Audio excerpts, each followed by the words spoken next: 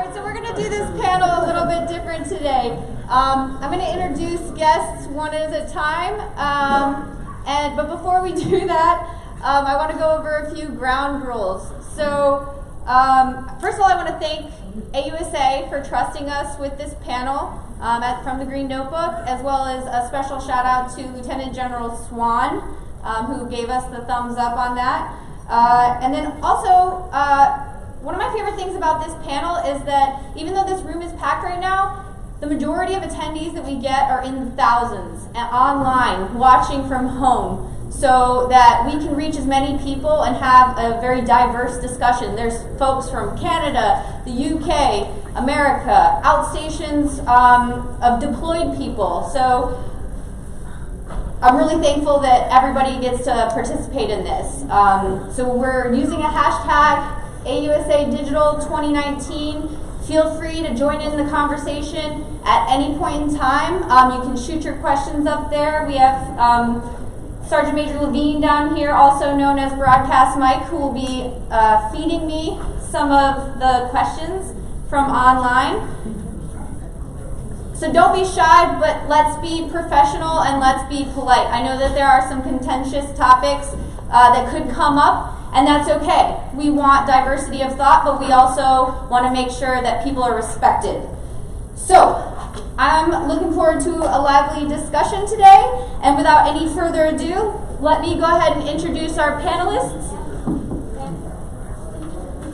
First, we have the one and only Steve Leonard joining us from KU School of Business as the Director of the Graduate Program in Business and Organizational Leadership, following a 28-year career in the U.S. Army. He's a former senior military strategist and also the force behind Dr. Man. Give him a round of applause.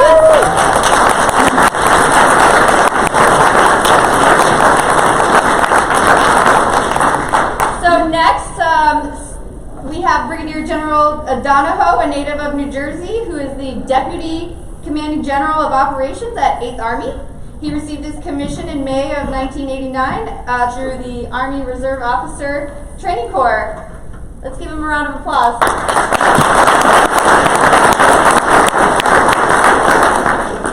Critical to point out that Steve is older than I am. Well, we're about to bring the age average down quite a bit with this next guest. We have Kelsey Cochran, who is a junior officer in the U.S. Army. After commissioning as an artilleryman, she found a calling as a public affairs professional. In her spare time, she runs a very popular Twitter account at Lady Loves Taft, which offers an honest perspective on life as a lieutenant. Let's give her a round of applause.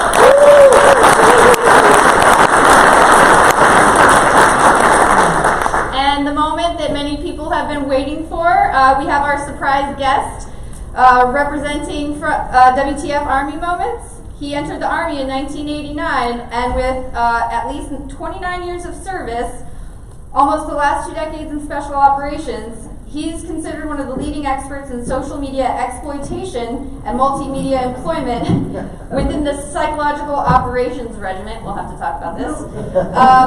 Recognized as the voice of Sergeant's Time in the Monday edition on WTF Nation Radio, he goes by the call sign ICE. Ladies and gentlemen, this is Sergeant Major Retired Kenneth Ramos.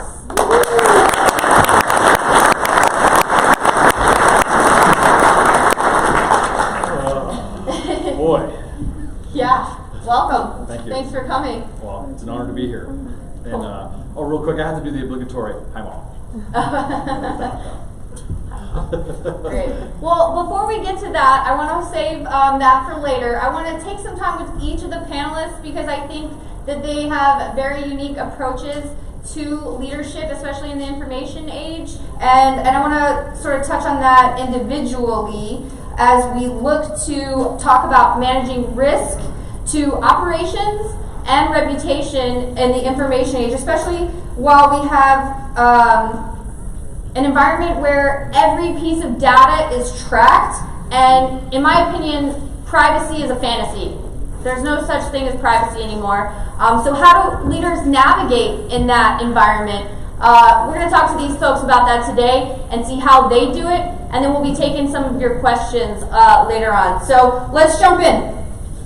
Steve, the real OG. He's been around since the beginning, at least the beginning for my generation, I think. I'm not sure if there was anybody who was an anonymous cartoonist before you. Am I missing anybody? You know, there were a lot of people around when I started, and thanks for pointing out that I am the oldest panel member, but I would say that I probably endured longer than a lot of them. So a lot of the same people that were around when I first started have found other things to do with their spare time. I haven't, and that's allowed me to continue to maintain a social media presence and annoy people daily. Well, I think some people would say you're a pioneer in this realm. Would you adopt that? No, I would say I just haven't died. And there were a lot of pioneers. If you look back at those early days of Facebook and Twitter, we were all kind of in that mix. And it became, you don't want to say it was a Hunger Games kind of thing, but who stayed around the longest, who kept at it. And it's easy to step away from that. It's harder to stay involved, it's harder to stay engaged. And I think that's the difference. I wouldn't call myself a pioneer, I would just say that I didn't die along the process. Well, you say die, but I mean, do you think people got out because the risk was too high, to whether it's their career or work? Yeah, that's a great question, because I think that's a definite piece of it. And I would say we had a discussion about this last night, and I have students that I teach in the MBA program at the University of Kansas, and we actually had this conversation earlier in the week. Wait, this is early in the week, it was late last week. And we talked about this and the reasons why they don't engage on social media, and why some of them are easily pushed away. It's how we approach this as leaders that really determines whether they stay on, whether they stay engaged. And a lot of people will shift away because they do see risk, because while there's an entire generation of folks, a younger generation on social media, and there's an older generation on social media, it's the mid-grade people that actually look at it kind of oddly, and a lot of them treat this as punitive. So they watch what people tweet, what they like, what they say, and they use it as a punitive tool. And a lot of those people will say, hey, you know what, I just don't want to expose myself to that, so it's easy to step away. Why do you think that is? Why do you think it's the mid-grades? You know, if I could answer that one, I probably have a lot of other answers too. That's a tough one, and I honestly don't know. Why is it that somebody Fred's age and my age can be on social media, and somebody Kelsey's age can be on social media, but then you'll find a major lieutenant colonel who absolutely is not, other than to monitor people's behavior. I wish I could explain that. Well, I mean, you say monitor people's behavior, but isn't that leadership presence at the very least? If they don't want to engage, that they're present to observe? There's some truth to that. And who in here actually saw General Abrams' post last week? So it's really apropos to this conversation, because he uses the metaphor of social media as a bus, right? And as leaders, you're either on the bus or you're not on the bus. But there's an entire generation of people who are already on the bus and a lot of empty seats. And as leaders, you can choose to get on the bus, or you can watch it drive away and then wonder who filled your seat on that bus, who may or may not be somebody who's good, may or may not be the people that you want to set the example for others. And yeah, while there's a certain aspect of, hey, I got to watch my people, make sure they're saying the right kinds of things, doing the right kind of things, if you're not out there setting the example, providing that ideal that your subordinate leaders look to, then somebody else is, and it might not be who you want it to be. And so his discussion of, hey, you get on the bus, there's a reason why we need to get on the bus. And it shouldn't matter whether you're a lieutenant or whether you're a general officer, you ought to be on that bus, because the people that you lead are already on that bus. And unless you want to leave that formation to somebody else, you need to get on there too. Right. So what would you say has changed from the beginning? Like, what inspired you to take the risk initially, and then what kept you going? So I'm a big believer in leader development. It's a lot of what I do. And the whole thing, my whole endeavor really started as a way to share lessons learned, to share observations, little pieces of news that I picked up along the way. And as that process expands, you start to see that there's a dearth of that actually out there, and people need that. And the fact that we maybe don't have as good a leader development programs as we need, so people look for that content and they look for that guidance, and that kind of keeps you going. And then honestly, the risk, I always felt that the risk was rather minimal as long as you carried yourself professionally, you lived by the values of the institution, you didn't step outside the bounds of those. Well, you might push them a little bit, but you don't step outside the bounds. It's okay, and you can stay on, and there's not a huge amount of risk. But you gotta second guess yourself a little bit sometimes when the haters come out, right? You say the risks felt minimal, but when those people push back, what's the feeling? Boy, this is one we've even talked about. It's annoying to a certain degree that, because you get it every day. Honestly, the more of a presence you have, the more negative attention you're going to attract, and the more people who are going to question who you are, what you represent, if you actually know what you're talking about. As long as you stay in your lane and you talk about things that you know about, you're okay. But you still have to deal with the negative attention. And the only time I think I ever felt undue attention was when a retired chairman stood down his plan staff for a week to try to figure out who I was. And people on his plan staff already were saying, should we tell him? I don't know. You tell him? Is he going to be mad? I don't know. And then what's the risk that you entail when at the time that four-star general trying to figure out who you are? What's on the other end of that? What happened? You shouldn't say anything. Absolutely nothing. I mean, it was a letter to my a note to my 3-star boss. Hey, now I know this guy works for you. I want to know what he thinks about this. It's like, really? That's all it was? Oh. And really? So it wasn't punitive. It was like more inquiry or wanted your insight? But you don't know. You have no idea what's on the other end of that. That's Every time somebody tries to pull the mask off and see who's there, it's like, what do you really want to know? Yeah. Huh. Awesome. Well, thanks for that. We'll come back to some of those topics because I can tell there's some cross-talk that needs to happen here. But we'll get there. So we're going to move on real quick to General Donahoe. Thanks for being here, sir. So what encouraged you to get on the social media bus? Because, you are tipping the scales on the age there. Men of a certain age. Right? Hair dye goes a long way. Yeah. So I got very active on social media about 11 or 12 years ago. It was during my war college year. It was one of those things where I said, hey, I want to try to figure out what this social media thing is all about. And so you're at the war college, you get a lot of time, right? And so spent some time establishing those accounts and then just experimenting with it over time. But what I came to realize very quickly, it was another component of professional reading for me. And so what I use mainly, that gravitated away from LinkedIn and Facebook, it gravitated to Twitter as just a great professional development tool for self-study. And I say if you lay out all those organizations and people out there that are transmitting to you on Twitter, you can cull together a pretty vibrant professional reading list every day. And so every morning, while I'm waiting to go to PT, and I'll be drinking a cup of coffee, and then going through my Twitter feed, just reading those quick articles that are there. And then during the day, if I've got a break, if I'm in a car going somewhere and I don't have anything else to read for work, I'll break out my phone and I'll go through my Twitter feed just to keep pace with what's going on in the world. Because I think social media, whether it's Twitter or another forum, you get the opportunity to really get a pretty good breadth of what's going on currently around, and then if you're around the world, and then if you're following those blogs like Strategy Bridge, War on the Rocks.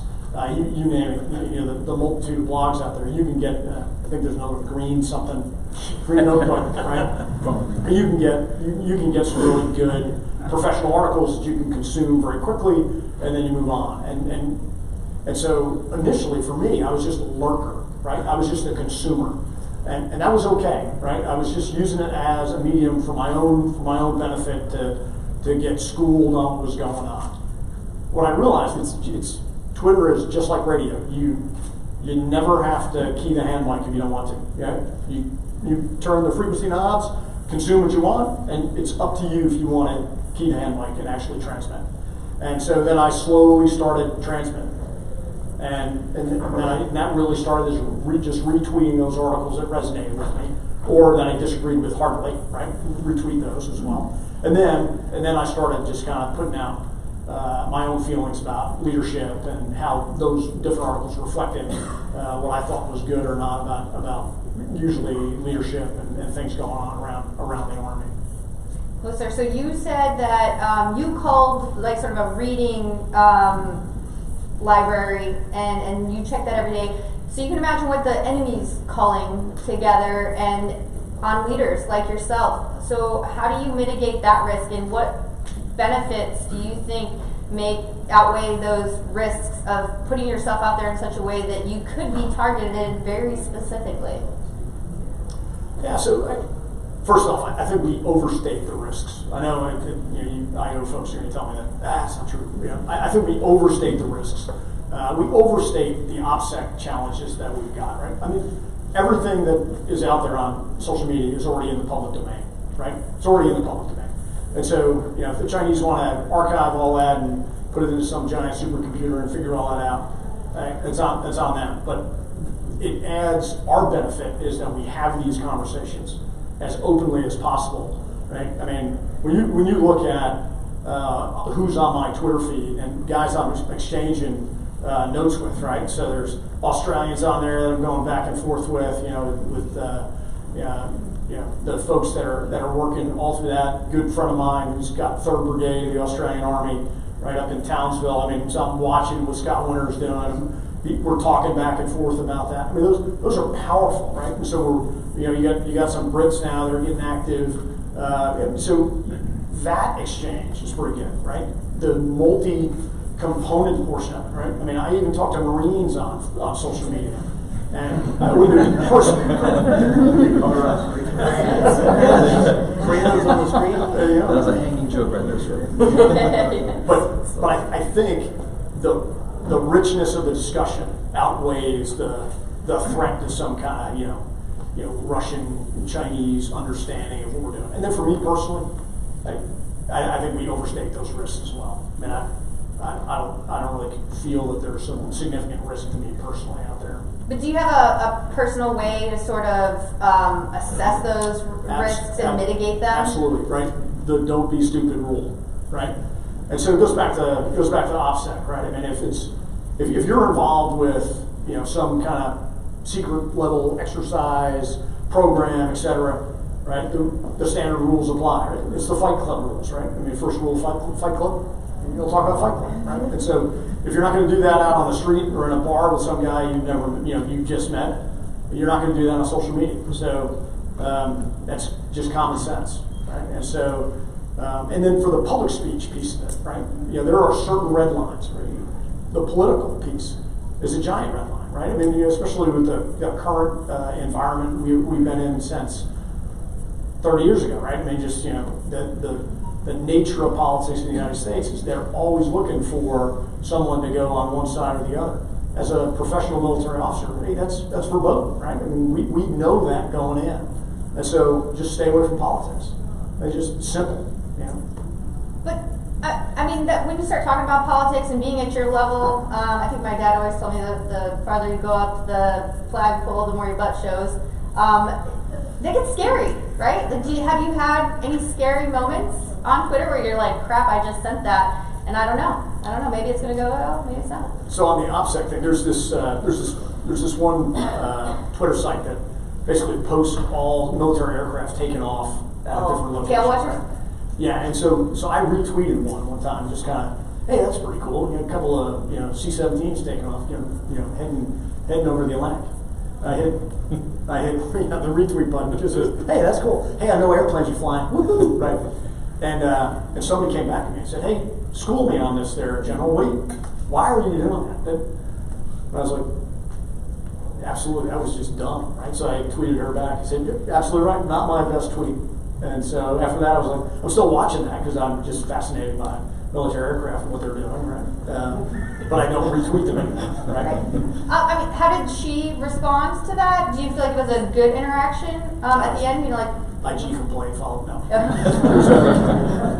No, she was very happy. First off, that I replied, and second of all, I just admitted, hey, thanks for pointing that out because that was just stupid. Right, so people can make mistakes, I guess is what I'm trying to get at, and you know, and still recover from it. It's not like you have one mistake and then, you know, you're no longer credible in the digital world, so to speak. I think so. I think it's pretty resilient. Well, thanks, sir. We're going to move on to talk to Lieutenant Kelsey Cochran over here, also known as Lady Loves Tact. Thanks for being with us. So speaking of OPSEC and putting yourself out there and being vulnerable, I think that it's safe to say that you've shared a lot of vulnerable moments, but it builds rapport, right? But are you ever concerned that it's too much information, and where do you draw the line where you're concerned about your own safety? Yeah, so I do share a lot of information about myself online, but I'd also say that I'm a thinking person, and I share the level of detail that I'm comfortable sharing. So when you talk about vulnerabilities, I mentioned offhand that I went to see the chaplain a few weeks ago, and I did not share why. So whenever I tweet, there's a moment of discernment in, is this something that I actually want out there, or how much information do I need to convey in order to get my point across? So that's generally how I think about it. I'm not thrilled about people like indiscriminately knowing I dyed my hair platinum blonde after a bad breakup. But I also think that the benefits of being very open and vulnerable and building rapport with a military audience and a civilian audience as well outweighs the negativity. I want to talk about that really quick. First, let's talk blonde hair. We'll come back to that one. I want to talk about the responses from the military audience, and positive and negative, and then if we could also talk about the civilian responses, because I would say, at least in my experience, my civilian interaction is really limited to maybe the people I know in my own personal life. I don't know if my Twitter has spanned out into that as much, so I think it's very interesting that you've been able to sort of bridge that gap. So if you could. Yeah. So I actually very intentionally try to bridge the gap between just not speaking only to a military audience, but also to a civilian audience as well. A lot of what I do online is trying to humanize service members, and that's why you'll see me tweeting about things like dyeing my hair blonde. So thanks for pointing that out. I appreciate it. But the military responses have been largely positive. Every now and then, someone will run across me and say that they're going to ruin my military career and that I'm very unprofessional online, or question my patriotism, which is confusing to me every time. But the more positive responses are always from a younger audience, actually. So I'll get things from cadets or lieutenants, particularly women, saying, your account makes me feel like there are people like me serving. So I always cherish that. And I'll have junior leaders message me and say something along the lines of, hey, something you said about sexual assault made me take it more seriously, or made me think about it in a different way, and I feel better prepared to lead my soldiers and help my soldiers. And then from people across the spectrum, military-wise, both like senior leaders and young leaders, I get messages like, you are reminding me that it's okay to get help, and I went and saw a therapist. So civilian-wise, it's much more about being exposed to the military. Like, I get questions a lot from particularly people who might be interested in joining the military, or people who are a little bit older. They're like, I didn't know that about the Army, or can you tell me about this? I saw that you tweeted this acronym and I don't know what it means. Or things like, I didn't know people in the Army could be cool. So that's something that's very positive as well. And then from the civilian side, in terms of negative responses, it's pretty much what you would expect a woman existing in a public space to experience, like general levels of sexual harassment and death threats, you know. It's a joke, it's okay. I mean, it happens, but I don't take it that seriously. Just angry guys tweeting off into the world. So is that how you respond to it, basically? It's just ignore it? Yeah, I just ignore it or I block it. I don't really get concerned unless they get very specific. Like, I know you live in this place and I know your unit, and so other than that, it's just angry guys and try to blow them off. Awesome. It's fine. Makes it fun. Yeah. So why talk about sexual assault and mental health so openly? Sure. So I talk about that stuff pretty openly in my day-to-day life also. It's not a secret for anyone who knows me in the real world, in the meat space, that I also talk about it on Twitter. I think the Army is doing a really good job in the last few years of trying to be more direct in the ways that they deal with sexual assault and the ways they talk about mental health. But I also think that people relate a lot more easily to human stories, right? So I have a pretty large platform somehow, and I feel like it's important to be responsible with that. So I'm talking about those things because they're issues that I deal with on a daily basis. Like, they're things that still affect me, they're things that I try to help friends deal with, but I also think that it's important to be vulnerable and authentic about those sort of conversations, because that connection can help people grow and help people heal and figure out, one, how to deal with it themselves, and also figure out how to lead others better. So on to a slightly lighter topic. I really have to ask you, because even though I know you fairly well, I don't think we've ever talked about what's the fascination with President Taft. Yeah. So there's not really an easy way to break this to people. I'm an American politics major. I majored in American politics in college. I took a class on the presidency and, like, as a joke, studied the president, Taft, all semester, and it just got out of hand. Like, I still, like, we just kept that thing going for like 5 years now. And I think there's some weird little dramatic things about his story, like how he didn't want to be president and then did it for Teddy Roosevelt, and then Teddy Roosevelt ran against him, and it's just very heartbroken if you've ever read, like, the letters that Taft sent to his family afterwards. And if you want to circle back and make some sort of, like, meaningful thread through that part of this conversation, right, like the human aspect of William Howard Taft is very interesting to me. This one, like, your favorite Taft fun fact. He had a cow named Pauline. That's good. And That's oddly specific. Why? Awesome, thanks. All right, your turn. Yeah. Are you ready? I hope. I hope. So why now? Why now? U.S. Army WTF moments and WTF Nation Radio have evolved. Part of this panel is all about assuming risk and taking risk already.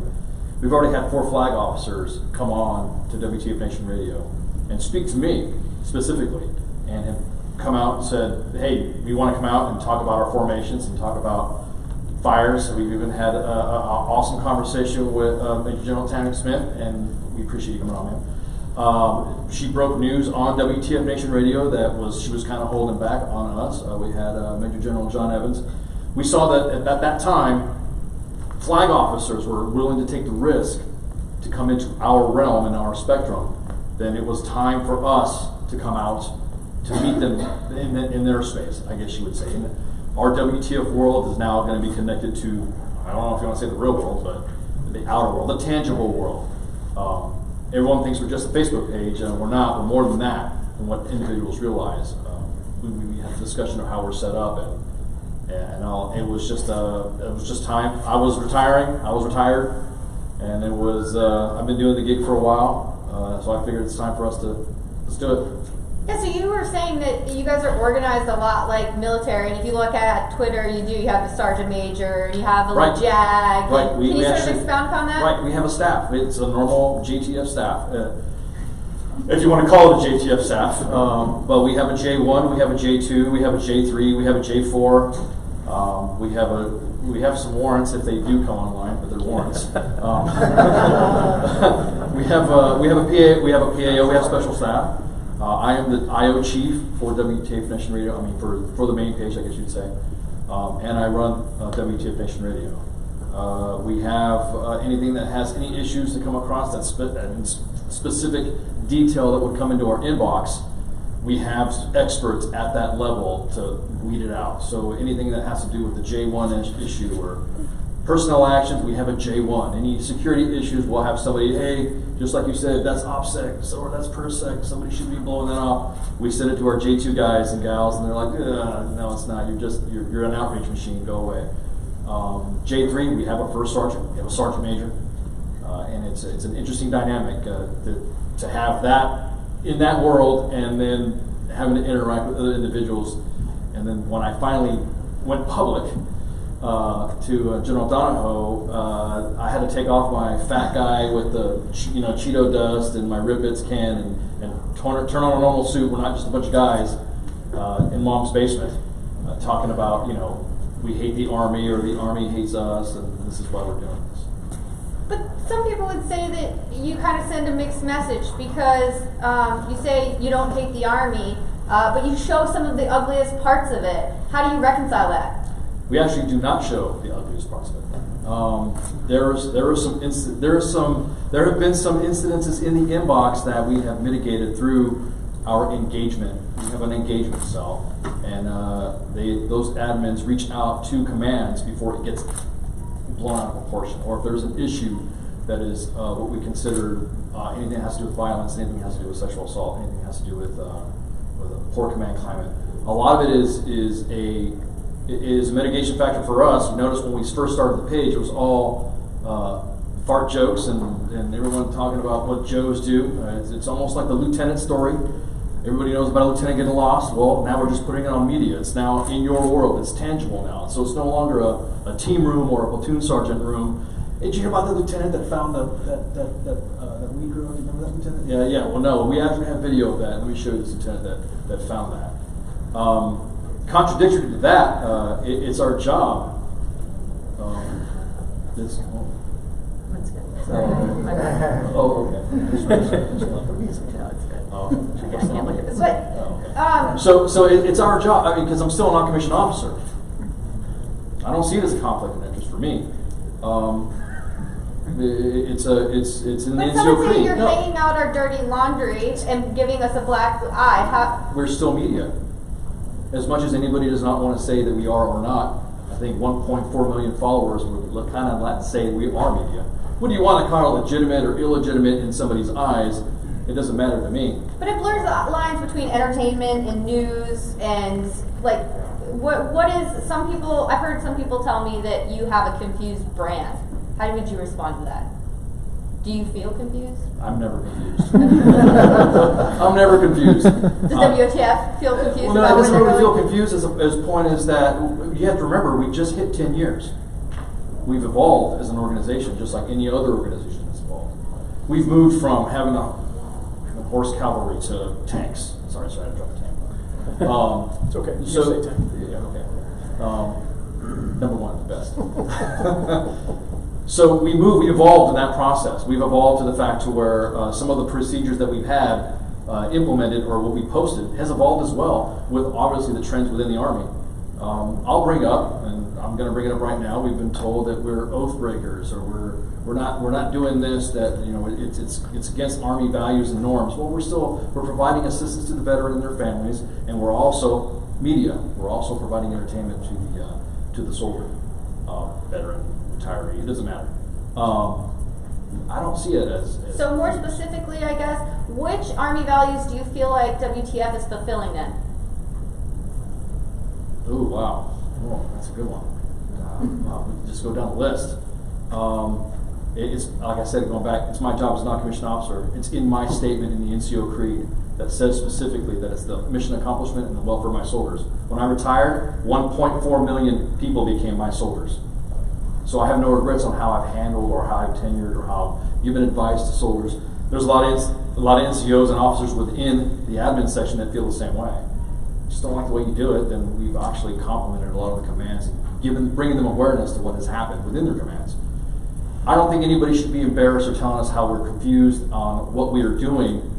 The way I see it, you shouldn't be embarrassed about your command making it. You should be embarrassed about your command getting to the point where you made it on the page, setting those conditions to where you got on our page. Yeah, I think General Abrams put that in a thread on Twitter this last week. I really appreciated that he took a different look about WTF and that you're really presenting what is already there. And Correct. so if that leader hadn't done whatever he or she had done to end up on the page, then you would really have no content. Well, the content is from the soldier. We're not getting this from some media source. We're not getting this from some Joe on the street. PNN is not in full effect at that point because the information is vetted. So once it gets to us, it's vetted. So we cut out the crap. I mean, me and you yesterday for brunch, we had a back and forth about some events that, and we're still here hanging out. I didn't leave, so Yeah. hey, we can come to a good agreement. Yeah, I try not to take things too personally. So. Neither do we. But I wanted to ask you too about So I would say that you tackled toxic leadership. Was that what you guys started out to do? Can you take us back to sort of the beginning for some of us? The beginning. Missed that? The beginning. The beginning was basically a group of guys and gals got together and said there was an incident that happened in a FOB in Afghanistan, and it was a goat dragging an M4 by its strap, and a soldier was chasing it, and the guy goes, "Oh, WTF! Hey, WTF! Hey, we should do WTF. We should do this page. It's WTF. Just highlighting the slapstick of WTF and all that." As it started growing, it did start to get to more of a reporting of command climate, more of a reporting of unit activities. That if they're highlighted or not, good or bad, it's still going to get highlighted because it's coming from the force. Yeah. All right. Well, I want to open this up to the entire panel. Do we have anything from online that maybe we want to take to kick things off? Otherwise, I have something. Go ahead. Okay. So I want to kind of backpedal a little bit and talk about reputation overall. What do you think? Because I want to talk to you about this a little bit because I feel like our conversations always sort of go towards this. But what do you think a good reputation entails, and how do you protect it? Online, I think a good reputation is someone who can be trusted to provide good counsel, and somebody that you can turn to that gives good advice, that maybe holds your thoughts in confidence. And I think that's something that we probably share, is that people will come to us and ask for advice, and you offer that advice, and it doesn't go beyond that. And I think that reputation builds by word of mouth. And judging from the inboxes, yeah, it does, because people feel, more and more people feel comfortable. Hey, I've got an issue. I need to know how to do this. And it can be all over the world. How do I get through this process? What do I do here? How do I apply for this? And it's endless, and that reputation is what builds. So that's one way that you can learn to ignore the haters, is because you have a lot more people that trust you and come to you for that than come and tell you, "Oh, I'm going to turn you into your sergeant major." Good. I've been retired for 4 years. I don't think he's going to care. So I want to sort of broaden the scope on this and ask you if you think that the Army does justice assessing reputational risk as well as we do operational risk, and if so, if you have any examples.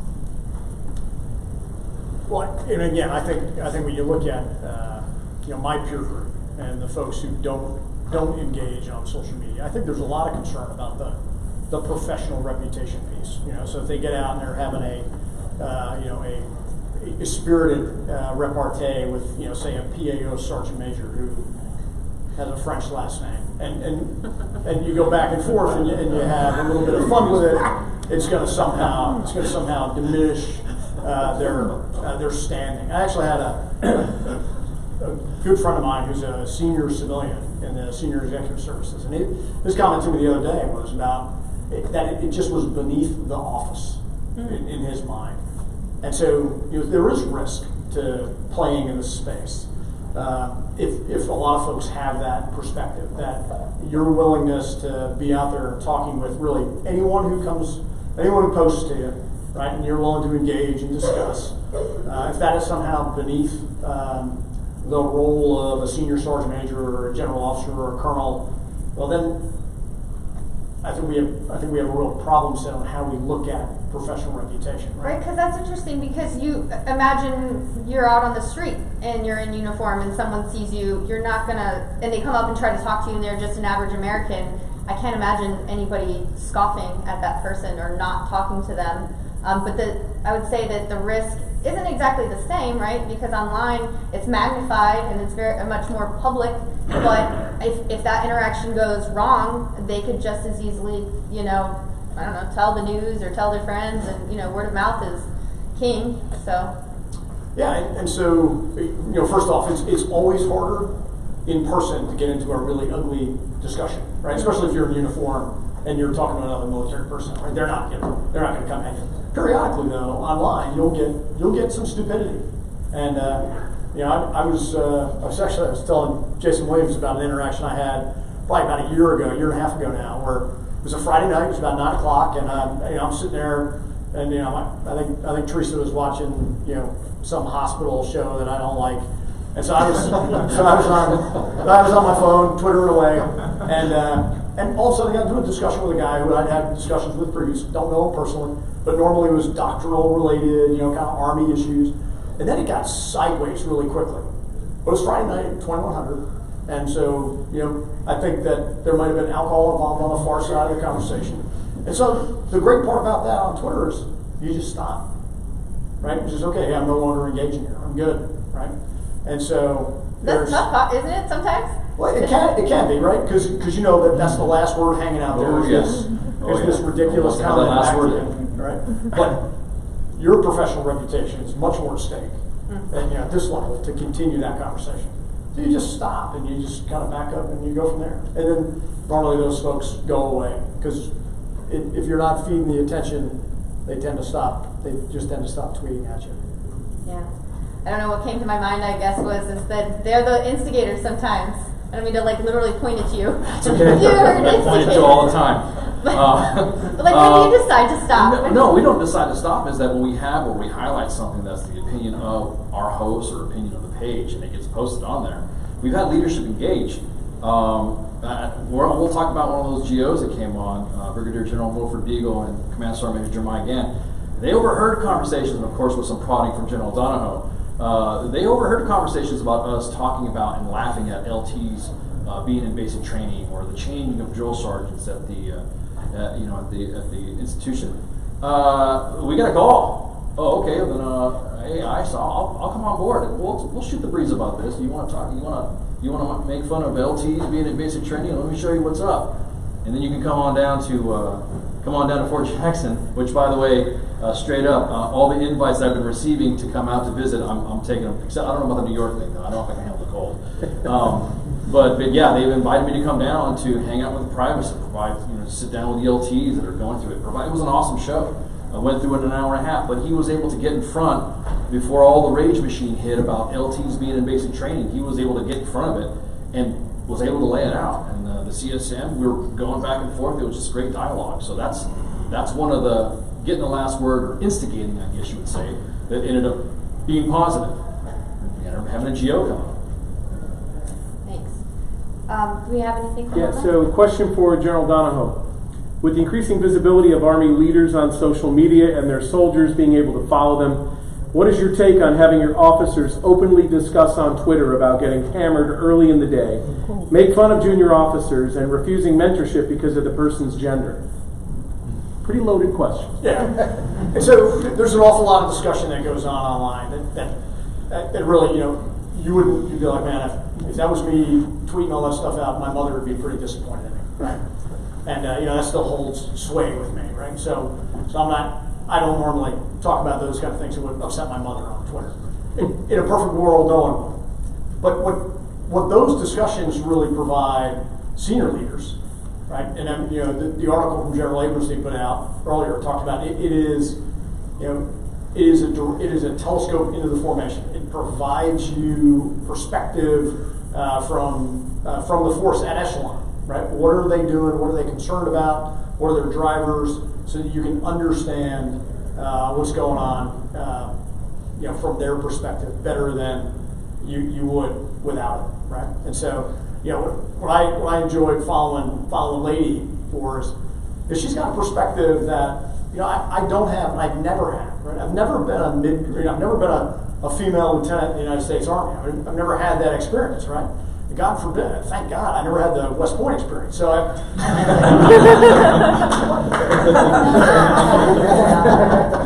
didn't say anything about the West Point jokes. We didn't even include that in my bio. Oh, sorry, too late. It's fine. Beat Navy. Yeah. But those really are valuable insights, right, for us. What is it that a female lieutenant in uniform in a combat arms unit faces on a daily basis? Yeah. I got nothing, right, other than what's being reported through 42 filters to you. This is unfiltered, unvarnished. Sometimes it's rosy, sometimes it's ugly, but it's real, and there's value in getting reality, especially when again that article from General Abrams talks about being kind of in the bubble, right? Normally you're talking about walking around having folks approach you. and there's normally 17 aides around you, right? There's the pedal flower, throwing pedal flower pedal throwing guy. There's the guy carrying the flag. There's the trumpeter. Well, they all interact with the folks who are actually trying to get to you. So you don't get that unless you find a way around it. So, sir, you brought up your mother, so I have to take that and look at Lady, because you talk about your mom quite a bit online. I don't know if I talk about my mom a lot. I saw my parents last night, so I recently tweeted about my parents. But I was just going to see how your mom feels about it, or if she's even aware. No. My parents know that I'm on a panel and don't know why or didn't ask. So they're not super interested in social media. So that's the end of that question. Like, no, they do not. Well, would know. she be bothered? How do you think she would be proud? Do you think So my parents are a lot more private, which is why I'm trying to be very specific about the way I answer this question. And I don't think that they would understand necessarily the amount of information that I feel comfortable sharing online. For me, it does have a lot to do with human connection and flattening conversation and sharing anything that I have that, even if it's painful or ugly, that someone else can use and benefit from. So it's about that connection for me. But I do think that almost comes down to a generational gap about the way that social media works. As I look around, and I'm the youngest person on this panel, but absent these leaders, like there's a general generational gap in the way that you look at those sort of profiles. Mm-hmm. So I think that, I don't know how they would respond to it. So you mentioned connection, and that reminded me of a conversation that you and I had about a cathartic experience of sharing with people and how that affected your process. Would you care to share that vignette at all? You talking to me or you talking to him? Talking to you. A cathartic experience. Do you remember the conversation we had? No, I don't remember. I was probably drinking at the time. Well, no, it's the catharsis of. So what really drove me to social media were the experiences, probably like you. I had stories to tell, and whether I told them through cartoons or whether I shared them through articles or what, it was the catharsis of releasing a few years of frustration that had just built up, and it's like, hey, this is a great tool, but you got to be careful how you use it, because I don't want to name names necessarily. You don't want a negative perspective on that, so you find a way to make fun of it. So the cartoon, whole thing with cartoons, where everything that was happening in a cartoon happened in real life at some point, including a guy running naked by with a gift bomb on his nose, actually happened in Iraq once. And those kinds of things, people find them hard to believe, but they really happen. And getting those out from within is a great release. And it's just, you get to a certain point, then, hey, it's all out there. So now I can have fun, now I can enjoy life. And so that's why you don't see as many cartoons anymore, because all the good stuff's already out there. But yeah, absolutely, it was cathartic to get out there and get that. And then you find out how many other people actually share frustrations or need to tell stories, and the ability to share those stories via social media. You can either tell your story or somebody will tell it for you, and you need to have that control. And yeah, that's the cathartic part of that for me. Yeah, thanks. Do we have any questions from the audience? Ooh. Sir, right there? Yep, that's you. Yeah, I'm just curious about this idea of, you brought up about sort of keeping tabs on subordinates or getting a temperature, what's going on in the unit. Context could be found on the screen. I just want to, I'm not saying that there's one way to do that, but that would be exhausting. Wouldn't it? I mean, like, I'm not saying that there is one way, but like, are you just looking at your immediate staff, or you're just trying to, I'm just saying this as a busy person myself, I'm trying to communicate people just to be monitoring your, it's like a teacher, like, going through and seeing all your student papers were plagiarized, right? It's, I understand the instinct behind it. But I'm just wondering how widespread, I guess that's my question. Is this a thing that actually happens now? Is that commanders are trying to... So I had, last week when I had this conversation with the students in one of my classes, The major who brought this up was talking about an experience he had as a company commander where his battalion commander had called him in to counsel a female lieutenant who had posted pictures on Instagram from a wedding she attended, and the battalion commander was upset because in every picture she was dancing with a different man. And he said, why would I counsel her for that? It was a wedding. She should only be with one man at a time. And the fact that, and I thought that's a really weird story, and then immediately other hands go up, oh, I got a story, and it was half the class, and there's 26 people in there, half the class are telling the same story about being counseled for something innocuous on social media that they had liked, that they had retweeted, that their leadership, which was all mid-grade leadership, literally trolled on social media to watch and to say, okay, now you come in, I want to talk to you. And that kept them from wanting to engage on social media. I had people who said, I shut down all my social media accounts as a result of that. I'd rather not be on social media than be called in and told who I can and can't dance with at a wedding. Or like. Or like. Commands and reported soldiers for liking something. And are you really going to, that would be like me going back to the commander and like, okay, what kind of motorcycle do you drive? Because I don't like that either. So I think it's getting overboard when you're talking about overstating it. And I don't know where they find the time to do this kind of stuff. Who looks at legs? They do. You look like you had a pretty strong response. I wanted to give you that. No, it's okay. I was just responding to that particular story. Yeah. I would also say though, I would also add that if it's done authentically, you're not stalking your soldiers. You're just being present, just like you would in a motor pool or in a COF or in the barracks, and you're making observations and you're leading. You're exercising real leadership and being present. If you're physically going out there and stalking down your soldiers, you're probably not doing what you should be as a commander. That would be my take on it. But it sounds like we have another question from the interwebs. Yeah, so this question is for Lady and Dr. Mann both. Now that you are known, you're both known more publicly, what are your thoughts on anonymous accounts? Is there a place or purpose for them? Should soldiers and veterans step out of the shadows, or is there a middle ground? And of course that, I guess, includes ICE now as well. Yeah. So I used to be a little bit more anonymous on Twitter than I am now, and even then I don't include information about where I live or my unit or even the type of unit that I'm in, just to protect myself. So I think that there's a lot of reasons that people have to be anonymous online, and there's so many different threads about this, right? They want to be able to release steam without people knowing they're going through some issues, or they want to be able to share some opinions and they think of themselves as like writing the Federalist Papers, basically. Like there's plenty of reasons for it. For me, it comes down to much more the way that you conduct yourself on that anonymous account.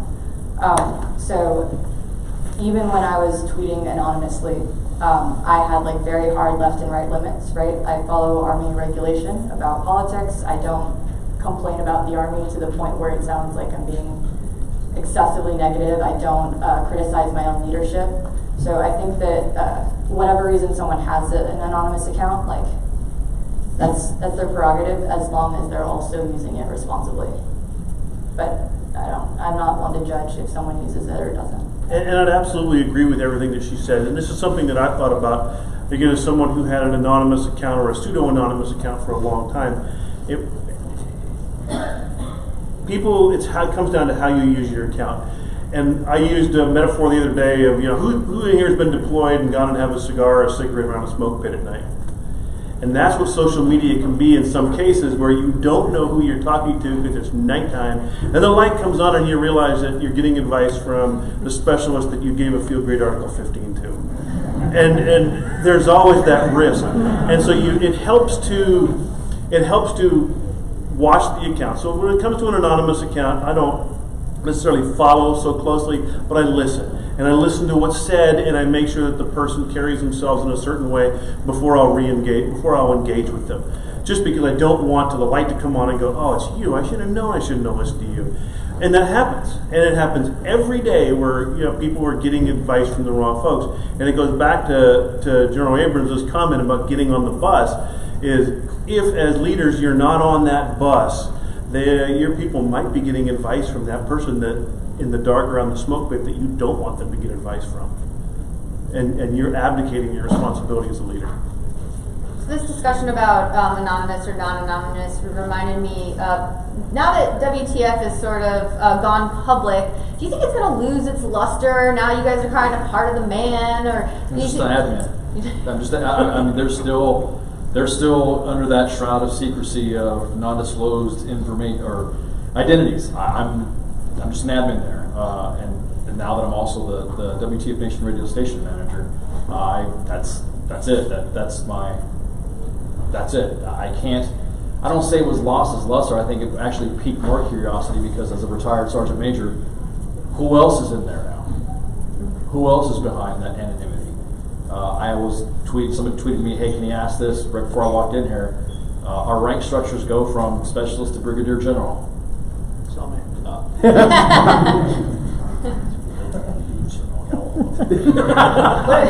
So what's the truth about the SMA? Is he really in there? What? Well, I am not allowed to discuss. General Smith had already brought that up to my attention on my show. I'm not predisposed to discuss anybody's identity. It would be breaking my non-disclosure agreement with WTF Nation Radio, U.S. Army WTF Moments, and the enterprises of the WTF Nation. So I would not be able to disclose that information. However, Grinston's application is still being reviewed. Okay. All right. Nice sidestep. I saw a hand over here earlier, ma'am. Hi. I would love to hear you all break down the differences between the different social media brands, Facebook and Twitter, for example, because they are very different kinds of communication, and I would even take some issue with, or at least want to know more about General Abrams' statement about getting on the bus. Because if you're on the bus with everyone else in your unit, then you're on Facebook with your personal Facebook account, your Facebook friends. Like, Twitter is actually a sort of a self-selecting group. It's a much smaller community, and the people who are on it, sort of broadcasting, following people they admire, it's got a very different feel, and it's got a very different purpose. So, Are you concerned that your leadership might be expecting people to be on the bus and judging them if they're not? Is that kind of? I'm interested in the choices that are made. Like, be on Twitter, be on Facebook, have a Facebook page that you project from, and have a lot of interaction. How do you make those decisions, and what goes into that? I saw you had a reaction, and I know you have some very distinct opinions about different platforms. So let's start with you, Kelsey. I think that the best way to say this is that different platforms can be used for different audiences and different purposes, right? So I personally use Twitter because I find it the easiest way to reach people who are not in my circle, and also have conversations with them, right? Like, if you look at even the structure of Instagram, for example, like, that's a very broadcast-focused platform. So you post a picture and then, like, people can comment, but that's not a conversation, right? So it's basically telling people what you think and then not hearing anything back. And there's also a lot of energy involved in staging all of those photographs. Like, I just don't have the time or the energy for it. I have some concerns about the way that people communicate on Facebook, particularly, and I find that that's actually a much smaller circle because of the, like, friend structure. You usually add someone to your Facebook page if you know them, and it also depends on the audience that you're trying to pursue. So if you're trying to reach an older audience, like, Facebook is generally better for that, but I don't know the degree of, like, constructive conversation that you'll be able to have there. So for me, it comes down to what are you trying to accomplish, who are you trying to talk to, and which of those platforms best suits those audiences and those communication goals. Yeah, it goes longer, but that's the brief summary for it. Yeah, and I think there are choices being made, right? So, like, for me personally, if you want to know what I had for dinner last night and what my kids are doing on the weekend, that's my Facebook account. It's all personal. It's a pretty tight group. You know, I get a lot of folks who, you know, send me friend requests on Facebook because they follow me on Twitter. Well, if I don't know them, if they're not a friend, I don't let them into my private world, right? And that's, you know, I use Facebook like my mother uses it, right? It's just all sharing family stuff in a small group. And so Twitter, though, is much more, that's free range chicken, right? I mean, so it's everybody can see what you're doing. Nobody, you know, you're not self-selecting who you're talking to. It's you're broad when you squeeze the hand mic, you're broadcasting to the world, and so you got to stand and be ready to have those kind of interactions with folks you have no idea who they are, right? And so, but I've chosen to use Twitter as where I do my kind of public professional persona in a professional development kind of medium. Yeah. Oh, great. Thank you. Thank you so much for doing this. It's really great. Thank you for putting yourselves out there. The political environment was mentioned earlier today at this panel, and General Donahoe, you mentioned staying away from politics, not stepping outside your lane, and stepping outside the bounds of what you know and staying in your lane. So I wanted to ask for currently serving members of the military, how should they walk the line between what's considered, too political, and also I have a submission from someone online. They wanted to know if there's concern among military or Army leaders of the frequency of online threats and fights among Army personnel online, and how that will affect the Army as a profession. Thank you. I'm not even Easy question. So, I mean, again, I just go back to for me personally, it's, politics is a red line, right? But actually, for us professionally, politics is a red line, right? We've all signed up for that as commissioned officers, right? We fully understand and we fully know. So when you start into that conversation, you do so at your peril, right? And so, my advice to folks out there would be just stay away from it. And that goes for folks that are, on these anonymous accounts. And I've got no issue with anonymous accounts. If folks feel that that's the way they've got to interact because they need some protection from the prying eyes of some, obviously bored and underemployed major out there who's looking for it, then I got it. And so that's great. But they should not think that provides them this avenue to branch out into public speak about the current administration or the current opposition or policies in the United States government. I mean, those things are just off limits, right? That's just stay away from it. So talking about the more active and reserve component members that get involved in politics, whether that is online or in person. It does, after a while, damage the standing of the United States Army with our citizens, right? Our citizens trust us to remain outside the political sphere, at least inside the borders of our own nation, right? And so we owe that back to the people of the United States in a fundamental way. Did you have something you wanted to add?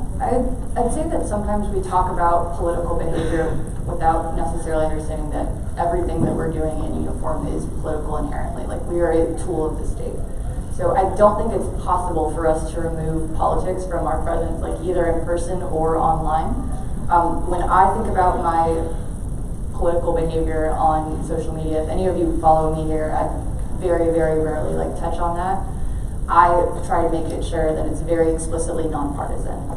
So I don't talk about Democrats or Republicans. I don't talk about my opinions on the presidential race. I don't talk about the president. I don't talk about elected officials.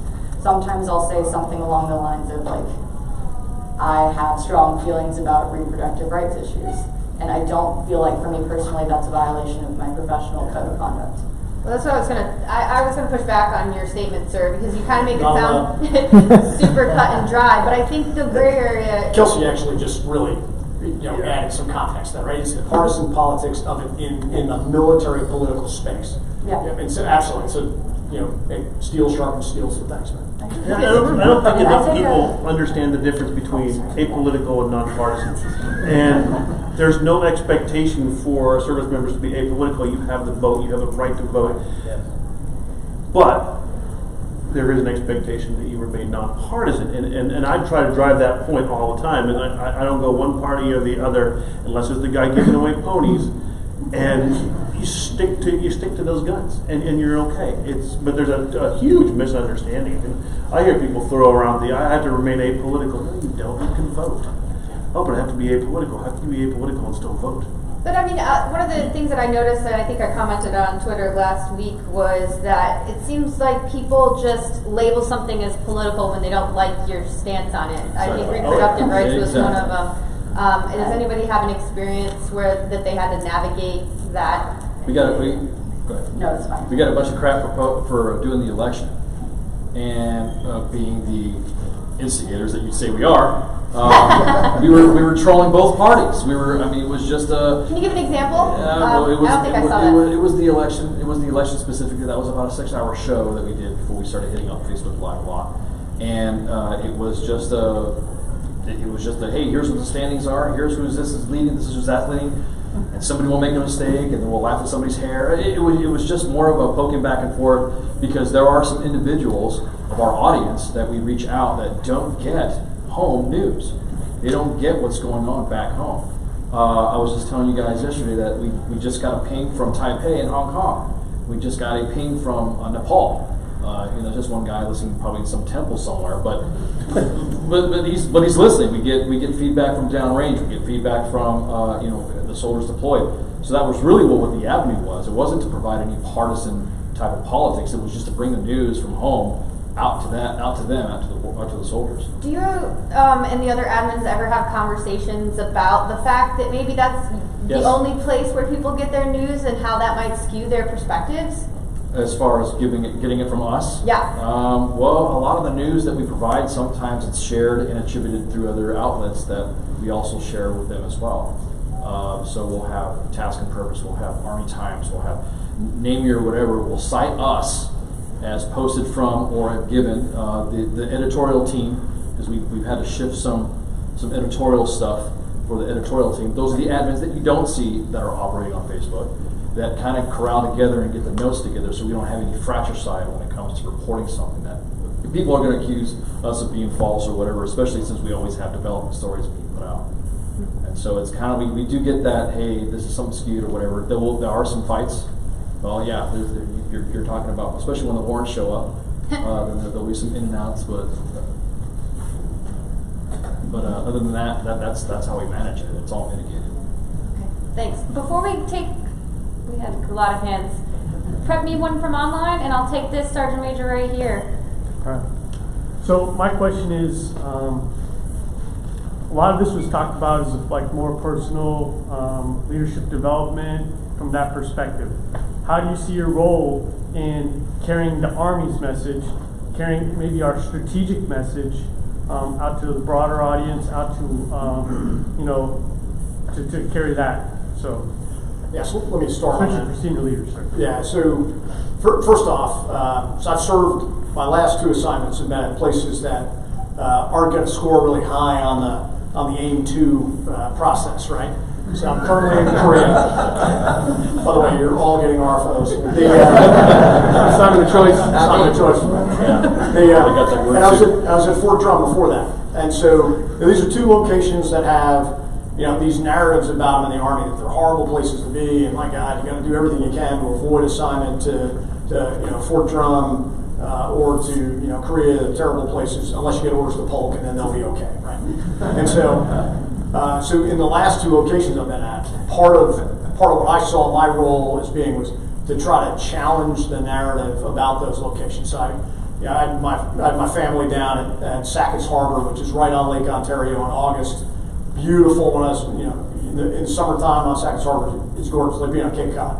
So I took a picture, the sun going down, family playing out there, and I, tweeted that out with Fort Drum. Freaking the weather sucks, right? I mean, just absolutely beautiful, right? But when people think about Drum, all they think about is shoveling snow, etc. Right? Which is, there's a little bit of that, right? But man, it's phenomenal. I mean, Drum is an incredible place to train. It's an incredible place to live. If you were a millionaire in New York City in 1890, you would have built a house in one of 3 places.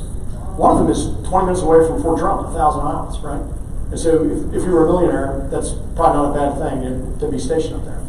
And so you just got to try to educate folks. Korea, right now I'm living on the newest post in the Army, the largest overseas post in DoD. 15-hour head start on your bucket list, right? I've been to Kyoto, Japan. I've been to Thailand. I've been to Singapore, all on personal travel from Korea. and it's a great environment because service matters, right? So I just gave you my 2 sales pitches for the last 2 places I've been, but I saw that, and we knew as an organization at Fort Drum and 10th Mountain, and in Korea, especially right now, where we're going to change how we assess and assign folks around the Army. These are going to be critical for us, right? So take that. That's a operational level, if you will, right? Strategically, we've got to do the same thing, right? So as we look at where the Army's going, we've got to be involved in that. Now, do we need to memorize the Army's talking points and vomit them back at you? No, because then you won't listen, right? Because it's not authentic. But if I understand where the Army's trying to go, and then I can talk about that, and then I can use what people are putting on. You pick the social media place, and then I can put that context out and provide context for where we're going as an Army, and that's valuable, right? But it's not just the list of talking points that you cut and paste onto the article. Great example of this is what's going on in the Talent Management Task Force right now. So you could just simply put out the news that comes out of the Talent Management Task Force, or you can add context to it and why what they're doing matters so much to the force at this point in time and going forward. And coming here, but before we came in here, I had a half an hour sit down with the director of that task force at his insistence that we sit down and talk about some of that kind of stuff. That's pushing the Army message in a way, but you add context to it, and what people don't always get is why is this important and why should it matter to you? And when we can do that on social media and help, that's a benefit to everybody. I'd also submit that it's even more important to have folks at Kelsey's age and grade having these conversations and understanding the talking points and talking about their experiences surrounding that than even maybe our senior leaders. That's still important, but I think that we have that. We do a fairly good job, I think, in public affairs, making sure that our leaders are prepped. But I just saw a question too that says, are we training our soldiers in social media and really truly empowering them to what I called in my article this week, digital readiness? Like, are they really ready online?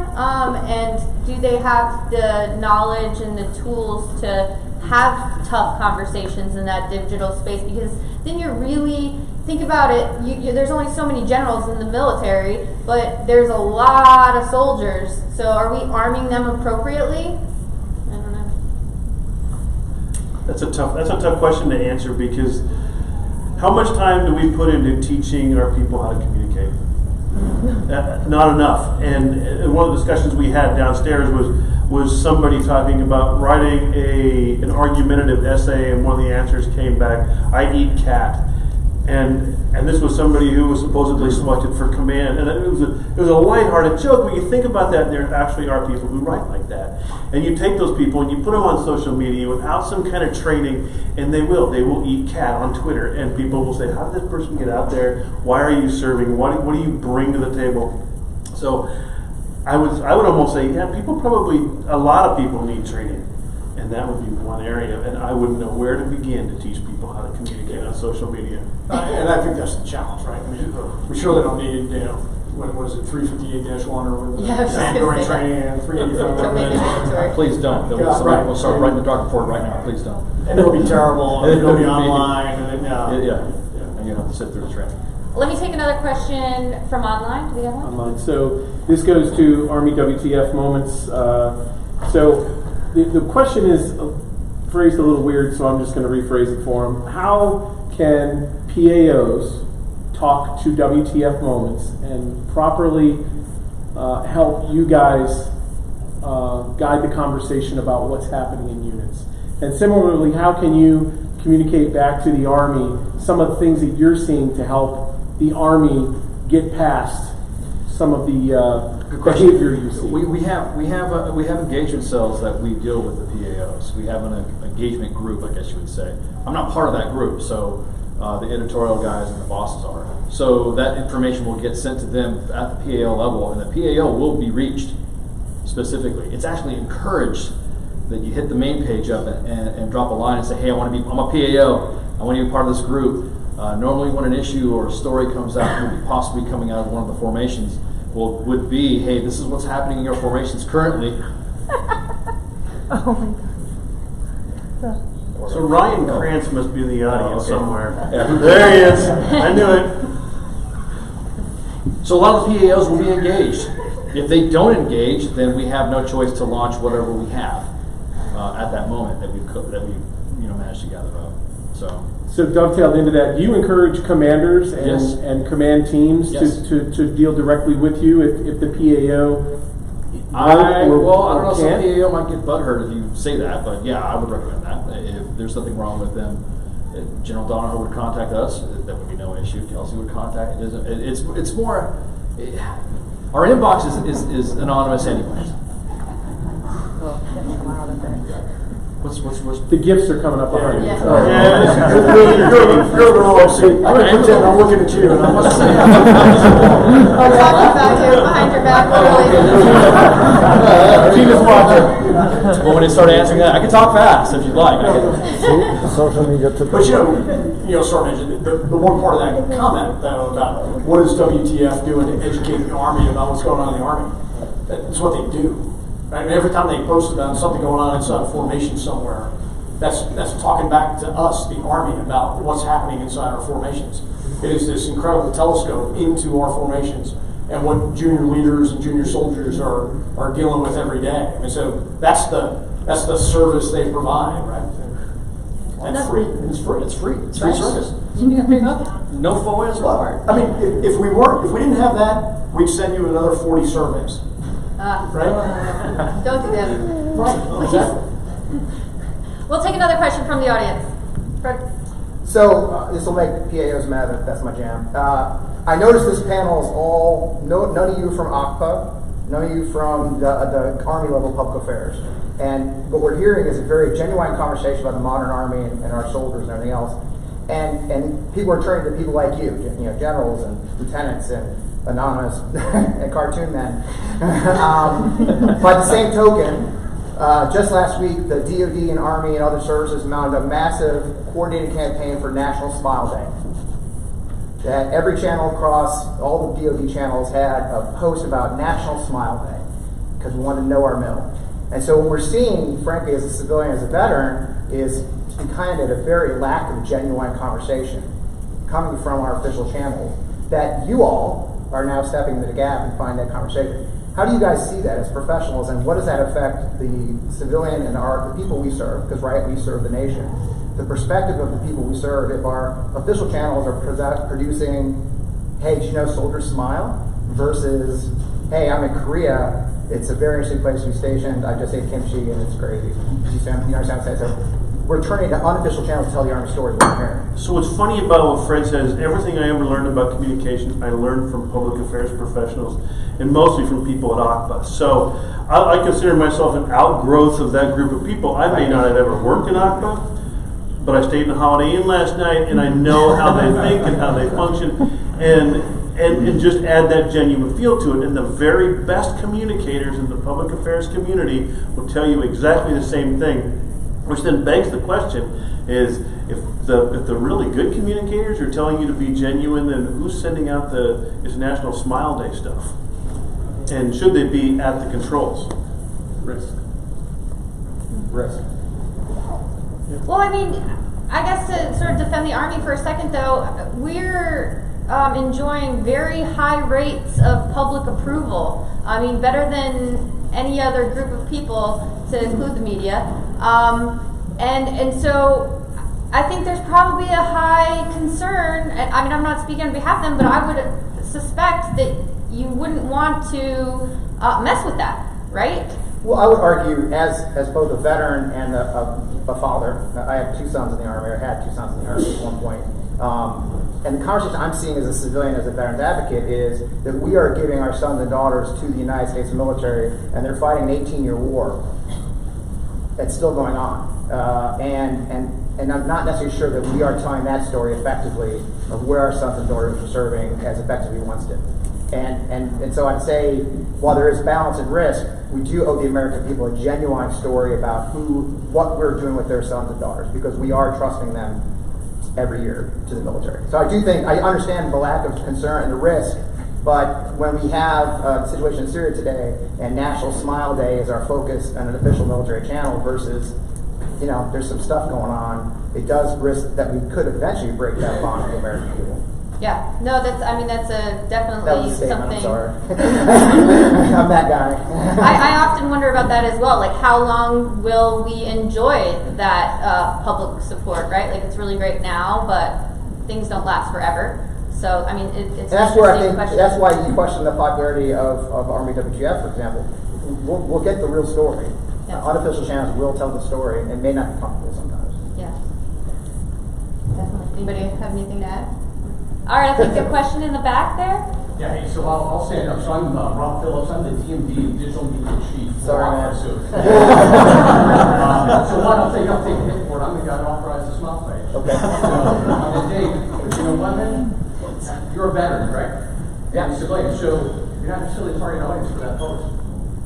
It's making me able to talk to other people that may not really want to join the Army or something like that, or open up that conversation. So to pick one thing and say, hey, look, this represents the entire Army's digital media campaign, I think is a little bit unfair. But I agree that the conversation is across the board. So whether it's influencers like these folks up here who fill a space, which is good and bad, right? Because we have to be in that space to do it.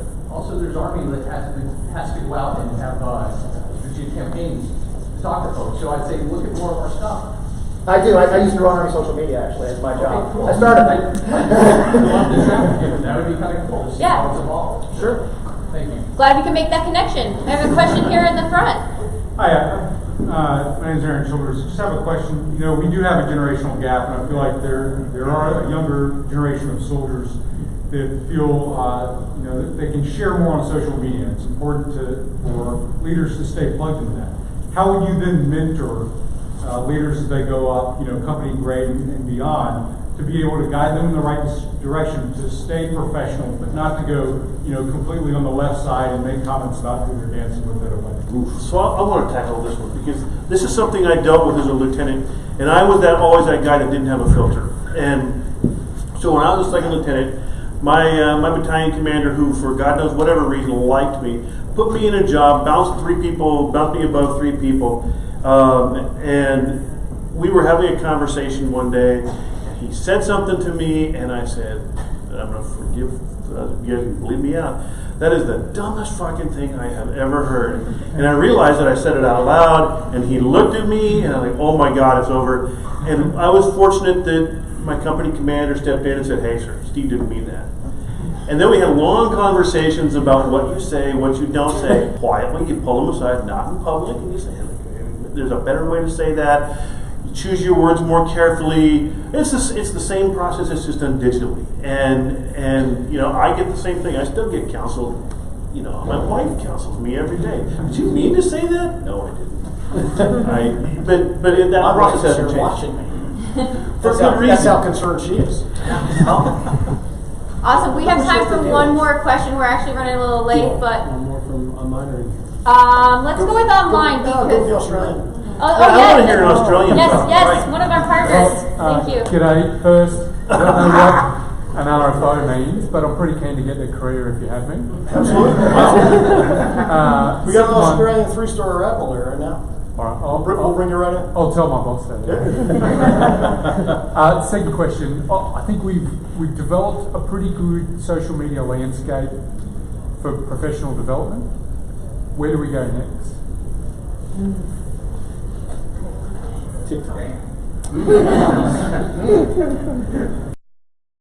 So I'll jump in first. So first off, right, the Australians are doing some of the clearest and clear-eyed thinking about the future warfare than really anybody in the world right now.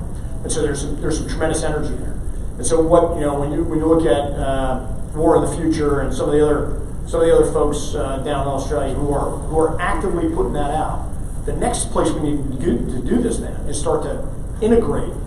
When you look at what's happening in the United States and our thought about what's going to happen in the future, couple it with what you guys are looking at, couple it with then add the Brits, try to get some other folks who are thinking about the future warfare, and then start looking at our potential adversaries and start folding in on top of that what they think about the future, so that we can all learn very, very quickly without having to fly people on Qantas across the the vast Pacific to come to civilization where you can actually talk about it, right?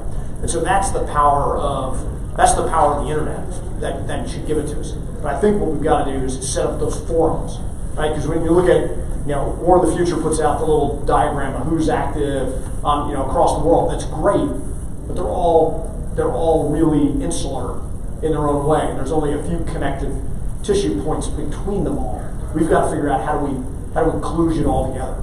In my mind, now I think you can do it on the mediums we have. We just got to figure out how to get the menu. I would also submit that I think you were generous in saying we. I think the Aussies probably do it better than we do. I feel like in the Army we've cut communications staffs. It made it harder to get out there to some extent. I think that it's getting better as we're, like you mentioned, Fred, we're up here. We're empowered to speak. So no one's stopping us from speaking. So I think it's just that needs to continue to grow in our U.S. Army, is educating people on how to do it correctly so that they don't hit as many pitfalls as maybe people have in the past. But with that, we are definitely out of time, but I want to go around each panelist and give a last opportunity to say any words, and we will start with you, sir. I just want to say that I appreciate the fact that all of you are here. I have attended God knows how many of these panels. This is the first time I have ever walked into a room and seen it full for an entire panel. And that says a lot about you, and I'm honored to have been able to share the stage with these folks and share our afternoon with you. Thank you for being here. Yeah, first off, echo what Steve just said. But the other side of this though too is what I tell you is, when you stay in the Army a long time, you're going to get more and more isolated from soldiers. It's just the nature of the beast. Social media gives you an opportunity to make connections that you never would have been able to do in the physical world. And so success for me is when I get a direct message on Twitter from somebody I've never met. And I had about 3 weeks ago, Sergeant E5 just sent me a direct message and said, "Hey, I'd just like your opinion on what should I be reading?" Right? Well, hey man, that's victory. Right? That's worth the 10-year investment in retweeting stuff that some sergeant out there wrestling with his professional future decided that he'd reach out to me to ask, "Hey, what should I be reading professionally for my own development?" If that happens to you. I know that's happened to Jason Williams, right? If that kind of stuff happens to you, you know you're having an impact, right? And that's what we're all here for, right? So thanks for coming in and thanks for listening. I just want to say thank you so much for inviting me here. This was fun. And then if anyone in here is wary about social media and haven't really heard a compelling argument to be on it yet on this panel, I'd also like to say that I've learned so many different things just by being present online. The ability to connect with different people with different areas of expertise is something that's really powerful and is able to flatten communication across organizations. Like, there are people in this room that I've met only online and mentor me. So there are lots of virtues and benefits to it as well. Thank you all for coming. On behalf of the WTF Nation, thank you so much for inviting us to come out. It's been a pleasure. Now I can see faces to names and names to faces, voices to faces. It's awesome. WTF Nation Radio, U.S. Army WTF Moments is here to stay. It's not going anywhere. We just hit 10 years. Just last week, our reach, I would say, I was just showing somebody else, we just hit 4.2 million on our reach, and our engagements are about 8 million. So we're not going anywhere. At all. So we are expanding on how we're going to deliver our platforms as well. So don't just we're looking at Mixer, we're looking at Periscope, we're looking at Twitch, we're looking at all the other platforms. We're about ready to even go further in the future with this. So again, I want to thank you guys so much. Share, like, and follow, of course. U.S. Army WTF Moments, WTF News Radio. Follow me at WTF Guy, because now I can say that. Can I get my stuff verified, sir? How easy was that to get verified? Well, when you're me, it's really easy. Oh. There you go. Just ask General Abrams. Yeah, well, this took a while there, sir. But again, Connie left. Thank you guys so much. We appreciate it. Okay, so on behalf of From the Green Notebook, I'd like to give a special shout out to Dan Clark from Strategy Bridge, who helped me out quite a bit. Sergeant Major Levine for helping us get the sound out to the thousands of people who are watching online. So we appreciate you. We appreciate the folks in this room. And then I also want to say that First Information Operations Command has information in the back there. They're the information environment and OPSEC experts for the Army and amongst the Joint Force too. So check it out, learn more about it. They can help you protect yourself online as well. And thanks to our panelists for taking the risk for being here today. We appreciate it. Have a great day, y'all.